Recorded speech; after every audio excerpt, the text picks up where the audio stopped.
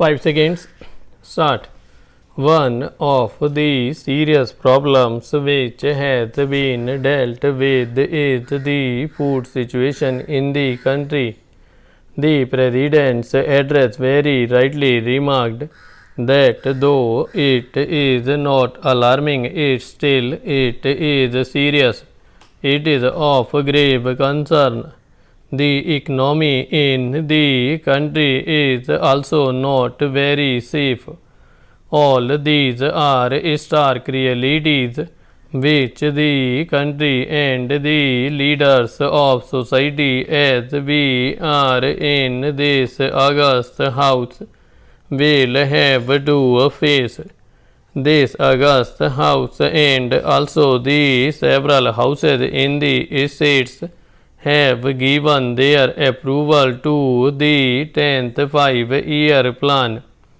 It has been approved and it is already working through its first year of progress, may be very slow for several reasons beyond the control of the government of India. However, the food situation in the country indicates, as the statistics given by the Ministry of Agriculture show, that there is a steady increase in the production, and as such they have sounded a note of cautious optimism, though it may not have been appreciated by several critics as well as several people in the country because of the rising trend of prices. The rising trend of prices during the last 2 or 3 months clearly goes to show that the food situation is not satisfactory.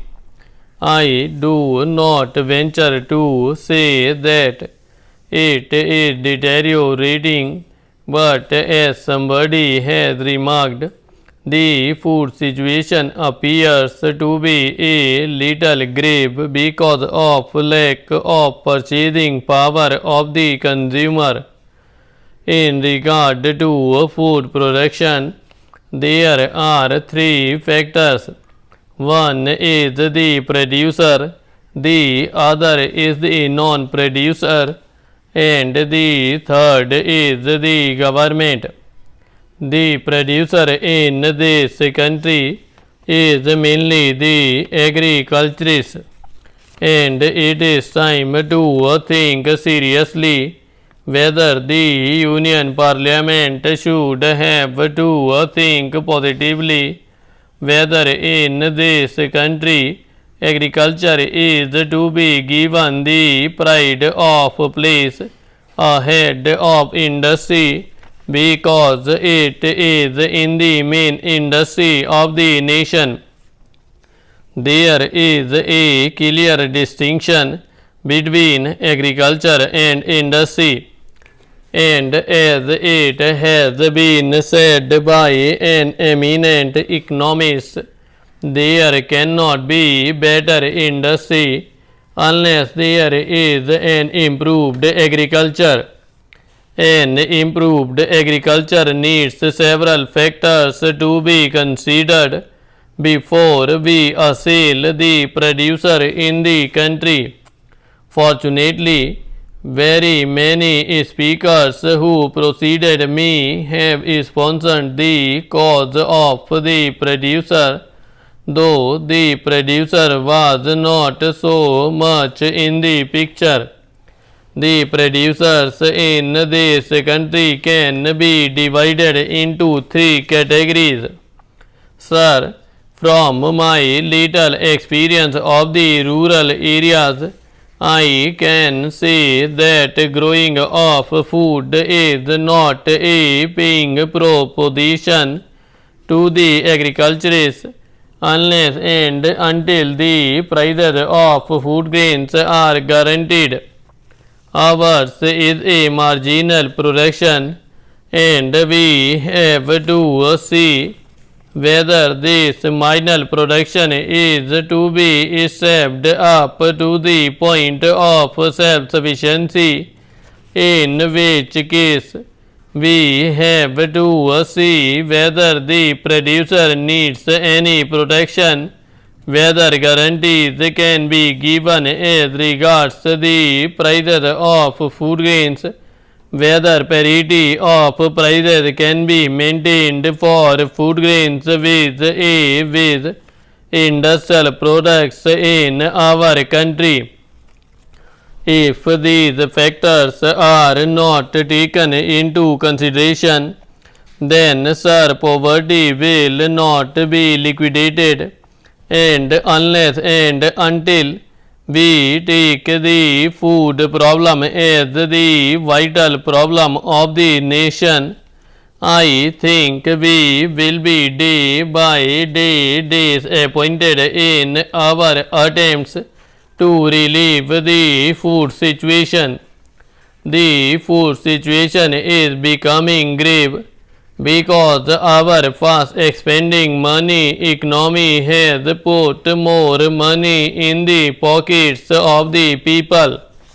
I have no quarrel with it, because the country needs to give relief to the persons who are not well pleased in life. But this money economy has played havoc among the rank and file of the various producers in agriculture, because after all in India, even now more than 75% of the people depend on agriculture, and if there is a great disparity in income between the industrial labor and agricultural labor, the agricultural labor has no incentive, the small holder has no incentive to produce more. Besides, growing food grains, as I said, is not a paying proposition, and so the balance is tilted in favor of cash crops. Various state governments have also abolished the Grow More Food Acts, especially in Maharashtra. There is an act called the Grow More Food Act of 1995. It lays down certain restrictions on the grower to assign more land for food production. That restriction having been removed now, the farmer is an individualist in his crop planning, and he does not care what crop the country needs, but he cares more for whether the crop is a paying proposition.